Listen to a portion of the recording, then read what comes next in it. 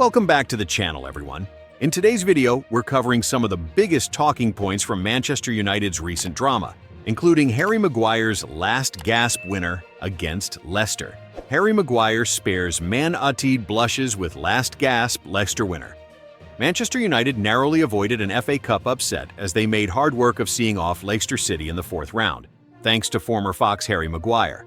The holders produced a poor first-half showing and found themselves trailing as Bobby de Cordova-Reid's close-range header put the Foxes, led by Ruud van Nistelrooy, ahead. Leicester have only won 2 games on the road all season, but were looked to take advantage of a United side that continue to struggle. Ruben Amorim's decision to introduce Alejandro Garnacho at halftime proved an inspired choice, and he was instrumental in Joshua Zirkzee's equalizer. The Dutchman, who scored the winning penalty when the Red Devils knocked out Arsenal last month, got the Red Devils level with 20 minutes remaining. United took until the second of 3 added minutes to finally win the game as Maguire headed home from a Bruno Fernandes free kick, despite looking to be offside with no VAR to deny the hosts. Here's the talking points from an eventful night in Manchester. 1. Another rescue act. Too often this term United have been reactive, not proactive, and that proved to be the case once again on Friday night. Rewind a few weeks to the Southampton win. The Saints, without an away win all year, were leading until the final stages before eventually losing 3-1. It was a case of United papering over the cracks, saving themselves from some seriously unwanted headlines. And that was the case on Friday night, as the Red Devils managed to avoid an FA Cup exit to a team in the Premier League's relegation zone. They may be into the 5th round of the FA Cup, but the showing at Old Trafford, not for the first time, underwhelmed, and provided us asking more questions than answers. Second, Garnacho underlines his worth. To think they were open to his sale last month. Garnacho has seen his form and attitude questioned in the past, but without him, United would almost certainly be digesting a shock exit from the FA Cup. He was introduced at halftime, deployed in the wing-back role he's still getting used to. Amorim admitted recently the Argentine was getting more comfortable in the role, and Garnacho brought pace and a directness that the United attack was seriously lacking. Only a stunning block stopped him scoring. He was instrumental in the equalizer, and whilst he may not be part of the future long-term, he's certainly one of their brightest lights right now. 3. The struggles of the FA Cup holder. In the last 15 years, only once have the winners of the FA Cup gone, and won it again 12 months later. Arsenal lifted the trophy in 2014 and followed it up with another success the following season. But otherwise, teams who claim the trophy at Wembley have been unable to back it. Manchester City came close back in May, but it was this United side who stunned them and ended their hopes of winning the competition again. The Red Devils are aiming to buck the trend this term, but have already faced a scare. Manchester United attack should be built around a player who doesn't fit Ruben Amorim's system. Man Utd are still in the FA Cup after a second-half rescue act against Leicester City, inspired by substitute Alejandro Garnacho. With just over an hour gone of this game, the Stretford end launched into a chant of attack, attack, attack, attack, attack. Until that point, it had been soporific stuff from Manchester United and a dreadful advert for Friday Night Football in the FA Cup. The message got through. United had ever so slightly turned up the tempo since the break, and they managed to extricate themselves from another sticky situation. The FA Cup remains a possibility this season, but to win anything they will have to play better than this. There is a certain irony to the fact that the player bringing some spark to this side is one who has been a square peg in a round hole. For the second time in 3 games, Alejandro Garnacho came off the bench at halftime and brought some energy to a team treading water. Garnacho's introduction made a big difference, and he again injected pace into United's pedestrian play. A team that looked incapable of creating chances before the break found a better zip to their game with the 20-year-old on the pitch. He should have scored when sent clear just before United's equalizer, but took too long to shoot. His effort deflected off Wout-Faes and was cleared off the line by Caleb Okoli. It was a sign of Garnacho's growing influence. Amorim has said that the winger is starting to get the movements required of a number 10 in this system, but he still does his best work drifting wide to the left, which is clearly his favorite area of the pitch. He set up Ahmad's goal at Anfield from that position, and it was a similar driving run that led to Joshua Zirkzee's equalizer. Garnacho went down the outside of James Justin and sent in a low cross to Rasmus Højlund. His shot was blocked, but the rebound was a simple finish for Zirkzee.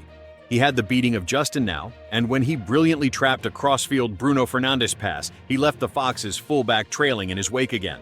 The low cross was into a good area that nobody was attacking. Garnacho's weakness remains his decision-making. He took on a shot from a poor angle when he should have squared it, and then seemed to lose a little confidence in what he was doing. He had done enough to earn the Man of the Match award in 45 minutes, and won the free kick from which Harry Maguire headed in an injury-time winner. It was another second-half rescue act for United, and the first half summed up so many of the problems they are facing. They have now scored only once in the first half of their last 7 Old Trafford games, and that was a penalty against Brighton. The frustration was bubbling away in the stands against a Leicester City side who were thrashed twice here when they played 4-2-3-1 and attacked with width and pace. Jim Ratcliffe back to sanction £2 billion spend that would end up being part of his legacy at Manchester United. Former Crystal Palace owner Simon Jordan says he suspects that Manchester United minority shareholder Sir Jim Ratcliffe wants to build a new stadium rather than redevelop Old Trafford. Reports suggest that it could cost up to £2 billion to construct a purpose-built ground from scratch.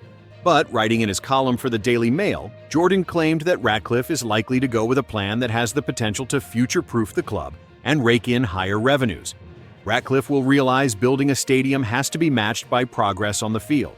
One has to spark the other, not stifle. He is an innovator. He creates things, so it's logical that to fulfill the ambition he has for United and the legacy he wants to leave, building a bigger and better home for the club will be the guiding principle. The big decision for United is whether to redevelop and enlarge the existing stadium to 87,000 or start from scratch and make it even bigger.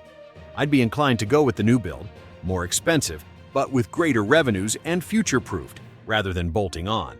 I suspect Sir Jim would also like that.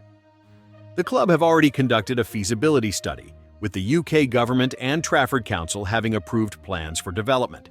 However, no final decision has been made by United on whether they will build a stadium. Finding ways to finance the £2 billion spend could prove to be a challenge. Fans would hope for investment in United's squad. The main criticism that has been leveled at Ratcliffe and Ineos so far is that they have been more focused on cost-cutting rather than investing in the club.